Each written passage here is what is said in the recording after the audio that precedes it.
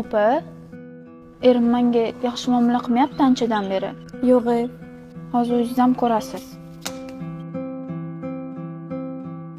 Alo, Alo, qaddasiz? tinchlikmi? Nima so'rayapsan? Qaddaligingizni bilishim kerak-ku. Ishdaman, qayerda bo'lardim? Nechida chiqasiz ishdan? G'alatiroqmisan? Har doim nechida chiqardim ishdan? Opamnikidamanmi, olib ketarsiz? Ha, bo'pti, mayli. Bo'pti. Ko'rdingizmi? Sinem, erga bunaqa muomala qilinmaydi. Bunaqa savollar ham berilmaydi.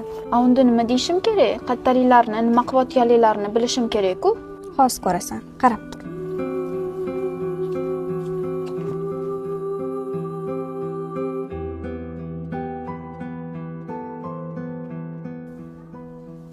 Alo.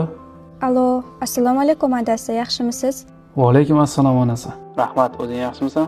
Yaxshi, rahmat. Ishda bo'lsangiz kerak-a, ko'p vaqt chiza olmayman. Bitta ish qilyotgandim, lekin unaqa muhim emas. Soat nechiga ovqatingiz tayyor bo'lsin? Siz kelishingizga suzib qo'yaman. Soat 7 tayyor qilib qo'yaver, orada shomga kirib chiqaman-da. Xo'p, bo'ladi. Imkoningiz bo'lsa, vaqtliroq keling. Biz sizni kutamiz. Bo'ldi, xo'p, harakat qilaman. Xo'p, mayli adasi. Ko'rdingmi? Erga to'g'ri savol berishni o'rganish kerak. U bizani o'rtog'imiz emas, erimiz. O'rtog'ingga, opangga, ukangga, qattasan deyishing mumkin, lekin erkakka emas. Chunki erkakka tergovchi kerak emas. Uni tushunadigan mehribon ayol kerak. Sen qachon o'zing to'g'rilasang, ering ham senga nisbatan o'zini to'g'rilaydi. Shu gaplarim quloqingda qolsin. Ha, tushundim opa.